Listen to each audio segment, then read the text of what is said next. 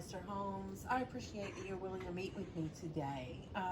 So I understand that we have some substance use issues, and that's what we've kind of been going over these last few sessions. And we're trying to just, really kind of get to the root of that. So, how have things been? Everything going on? Everything going okay at home? Financially, work-wise? For the most part, you know how everyday life is. Can you elaborate just a little bit? Oh, just the stresses of life, like you said, financially and whatnot. So what's going on financially that's kind of got you stressed out here? It's just a hard time of year. Yeah, it's definitely a hard time of year, especially with Christmas coming up. Yeah. So what makes it hard for you? Is it the financial part, or I understand, through as we've talked through these sessions that you've had a loss. Does that make it harder? It does. It adds to it. That always comes up this time of year. I lost my mother and about this time of year back in 2015, and that adds to the financial stress along with just everyday life stuff this time of year. Okay, so what I'm understanding is that, just the loss of your mother kind of catapults that financial stress a little bit this time of year. Does it affect your daily life at all? I mean, do you notice any mood changes with your family, or, is there days that you don't feel like doing anything, or does it add to the alcohol use at all? Well, yeah, we all have days that we don't feel like doing anything from time to time, but it may add to extra drink or two. Extra drink or two. And how's that been going? I know the last few times that we've talked, you said that it started out socially, in that, as time has gone on, it's become sort of a, you know, an everyday thing for you now. Can you try to help me understand that a little more? What do you need to understand about it? Well, I'm interested in do you think that is it the stress of the loss, the stress of the finances that have really exacerbated this drinking, or is it more of just, you know, something you do, as you say, to take the edge off? Well, it does take the edge off, and I do use it to in that aspect to Kind of feel better? yeah. Yeah. I mean, but over time, I guess it does become more of a habit as well. So it's more of a habit. How can you tell me? I mean, what does it look like, say, if we were to not drink? What would that day look like to you? Starting, what are your daily habits? Like, what would that change for you? Well, it would probably feel like I'm missing a piece of my day. Like it's part of the day that I sometimes look forward to Look because for- that's the part of the day where you can breathe a little. Breathe a little. Okay.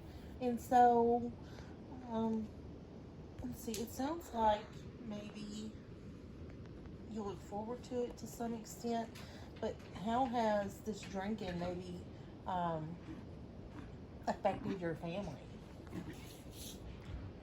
Oh, I suspect it may have robbed people of a thing or two, whether it be something you go and do or something that you no longer have money for because you spent it on drinking.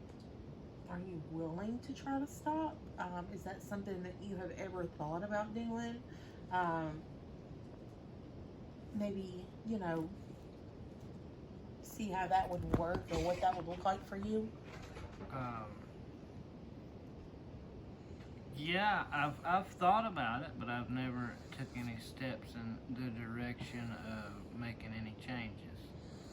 Okay, so do you think that maybe it's been affecting you more than what you realized? Yeah, maybe it's a little more controlling than what you'd think if you say it like that. Okay. And so, with that being said, give me an example of like how this change could help your family, your daily life, the financial stress. Because obviously, it sounds like this maybe has some bearing on that. I mean, I guess it would ease up maybe a little bit financially. I mean, but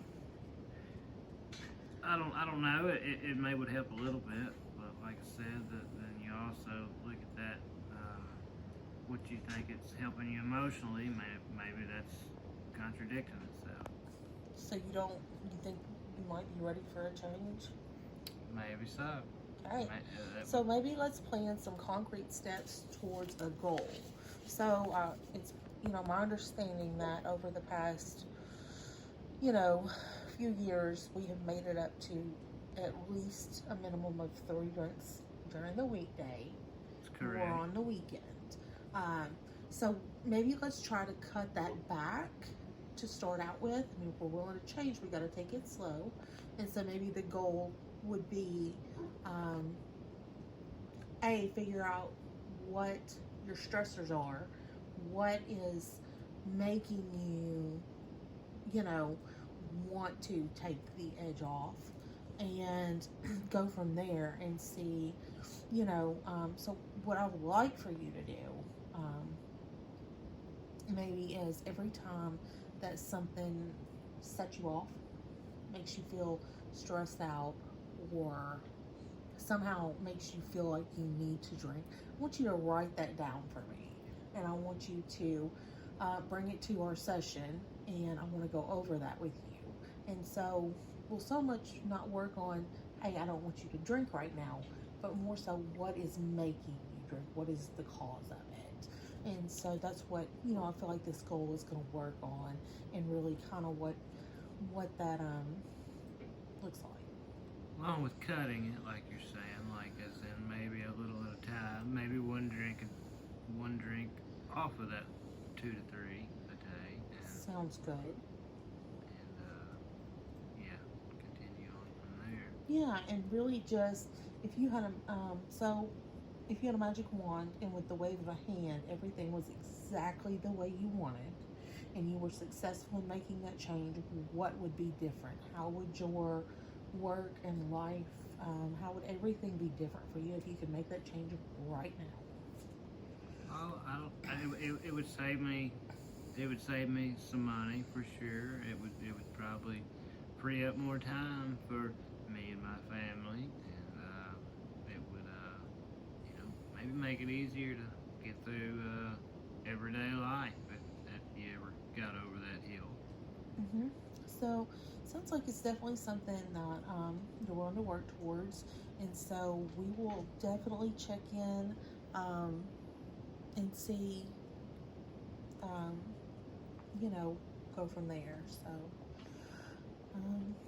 I guess with that being said, it looks like it's about time for our session to end.